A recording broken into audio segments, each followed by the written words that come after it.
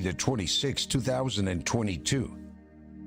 Fed Day. Today is the Federal Reserve Day, announcing that they are going to leave interest rates unchanged and will begin increasing interest rates after tapering by the end of March. We're looking at the NASDAQ, which has been pretty much all over the place here this morning, with a high of 14,639 at about 11 o'clock a.m. By about 11:30, when Chairman Powell began to speak in the news conference, the market began to sell off and came down into the daily buy one level here that we see of 13,995. Activating a buy signal on a weekly basis for the NASDAQ. The fundamentals that came out today were already discounting, obviously, in the price of the NASDAQ, as it did not collapse any further, and instead it came right into the critical levels, the critical pivot points of the buy one level, which is identified with a 90% probability that if the price reverts from here, we're looking at about a 90% probability that it's going to revert back right up to the mean. The weekly mean for the rest of the week is 14,824.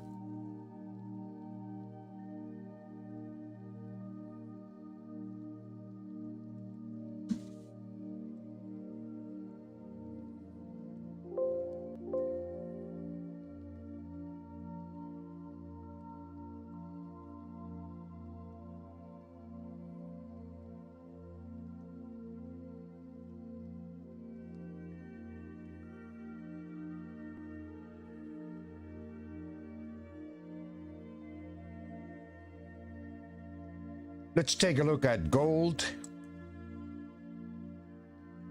1818, down $33, 1.82.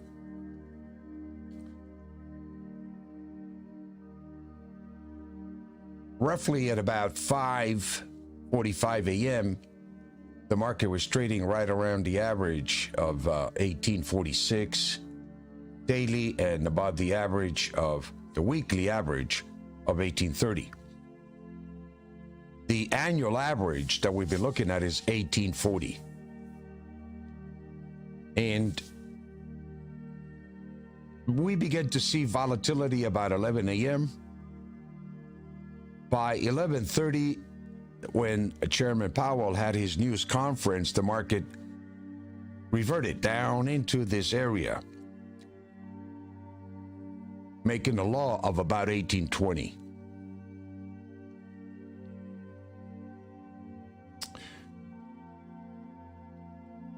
The low was actually 1830 on this bar, and it was not strong enough.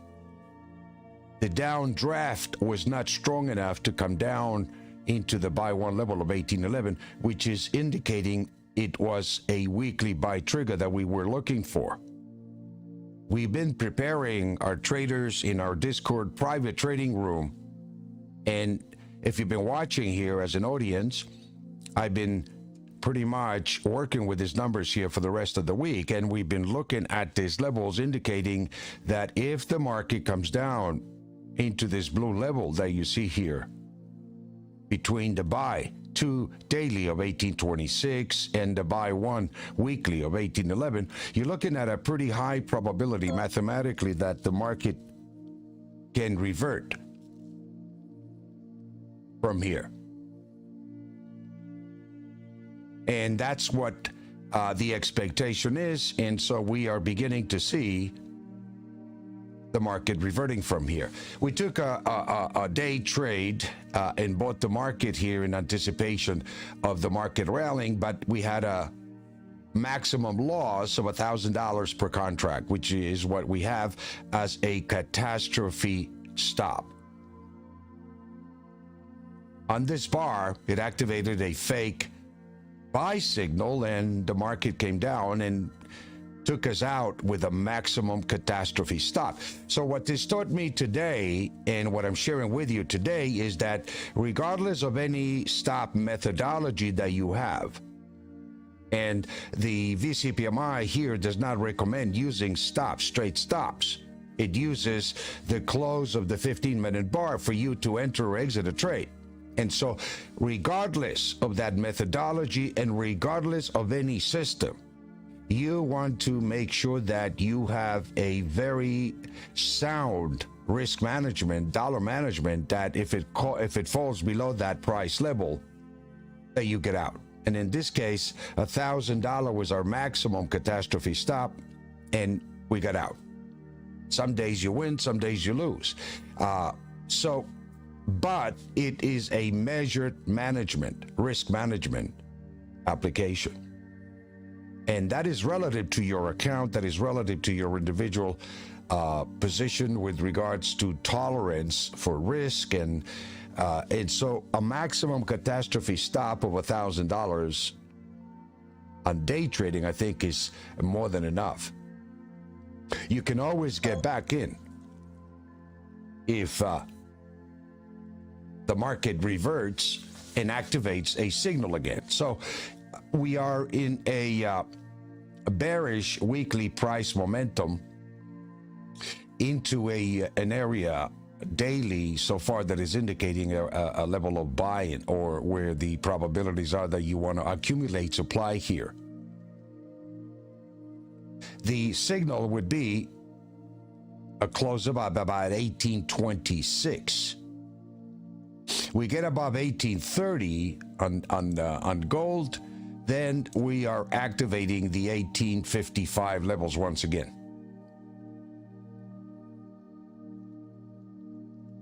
So let's see what the market decides to do here on the Globex overnight. But in terms of the Fed decision to leave interest rates unchanged on this meeting, was actually very bullish for the market, and I think we're going to begin to see that reflected in the market, because basically what it's indicating is that the Feds are recognizing that the economy is slowing down, and it is expected, as he said, even in the last quarter of 2021, due to the increase of Omicron, this variant, the economy actually slowed down. So, and it is beginning to decline as well, according to some of the statistics. And that's a good sign. And I want to put it behind us and focus primarily on what the market wants to do. Nevertheless, IMF also indicated a global slowdown in 2022. China lowered interest rates. And so I can't see the U.S. aggressively increasing interest rates unless they are prepared to backtrack like we did back in 2018 and essentially reduce, in fact, interest rates to a deeper negative territory.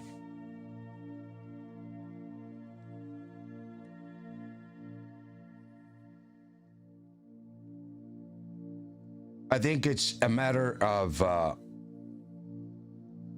just allowing for the information to filter into the markets here. And I think the markets overreacted, basically, or I would say anticipated already 3 to 4 increases in interest rates.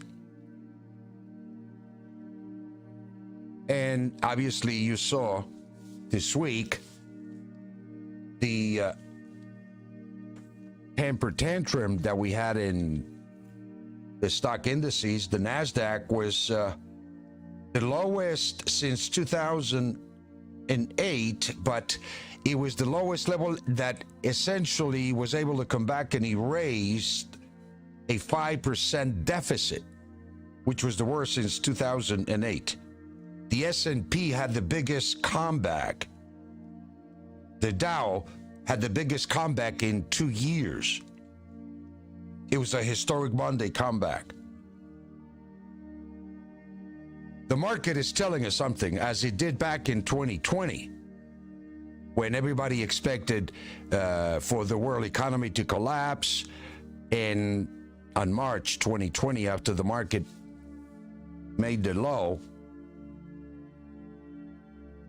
on the mini of about 2200, it essentially became the bottom of the market.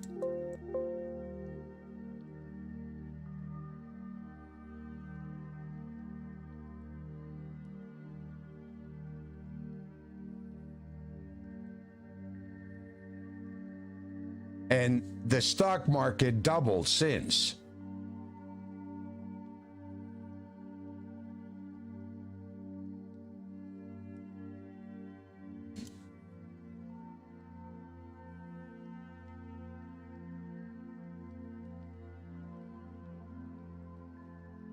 So we've been chopping around here, I think building more of a base here. And I think what happened here today basically is Chairman Powell took the edge off the nervousness the market had in raising interest rates rather quickly and aggressively.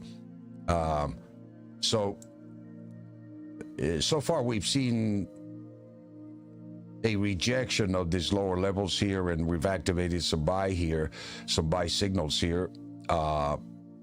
What we want to see is a follow through here over the next few days, as the market appears to be oversold at this point in time.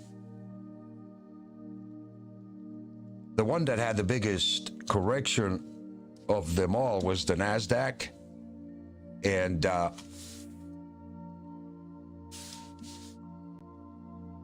we came down to this weekly levels here of 13,995 here, and you can see the market synergy related to these levels here, that it validated and confirmed that these are levels of accumulation. These are levels to add inventory, to buy, to add to your position, or enter a new long if you want to get back into the market. The panic selling that took place, which has in essence been taking place since June of last year, on basically just the rhetoric of the Feds talking about tapering, talking about interest rates, rising interest rates. And just taking a look at the other side of the coin, I would tell you that by the time March comes around, I would not be surprised that all that information and then some has been digested by the market. And unless anything new develops, I think we will see the reality of the economy, that we are entering potentially into a slowdown.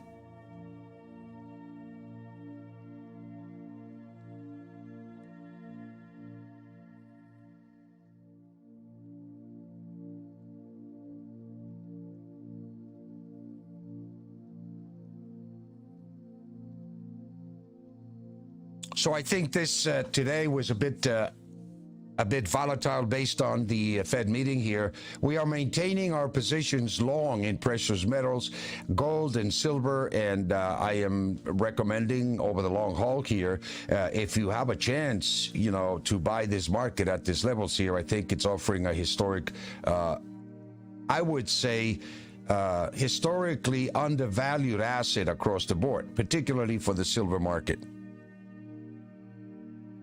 So I would recommend for you to continue to add to the physical aspect of the market, and for you to look opportunities where you buy corrections in this market, particularly at these levels that we're looking at, particularly in silver, into let's take a look here.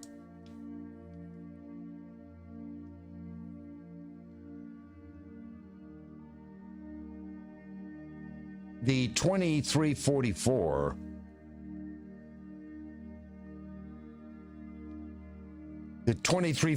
to 2319 is activating a potential buy-in opportunity that if you do see the market trade there, I think that you will have some very high probabilities of the market reverting from those levels. As we move into the better part of this first quarter here, metals are tremendously undervalued.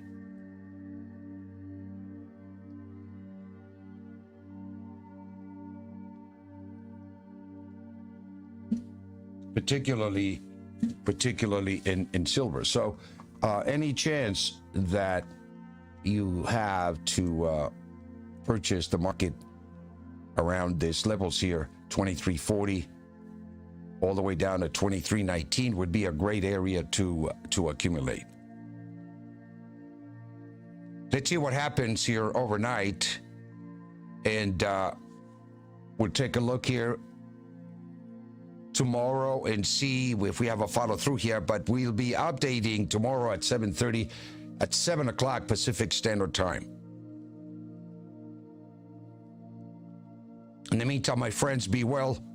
Talk to you tomorrow. Take care.